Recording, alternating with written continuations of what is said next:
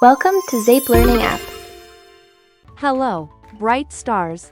Are you ready to learn something cool about time? Today, we'll learn about tenses. Tenses tell us when something happens, in the past, present, or future. Let's explore time with words. Tenses help us talk about time. There are three main tenses. Past, something that already happened. Present, something happening now. Future, something that will happen later. The past tense tells us something that already happened. Like, I ate an apple, I played football. The action is already done. That's the past. The present tense tells us what's happening right now. Like, I eat an apple, I play football. The action is happening now, in the present. The future tense tells us what will happen later. Like, I will eat an apple, I will play football.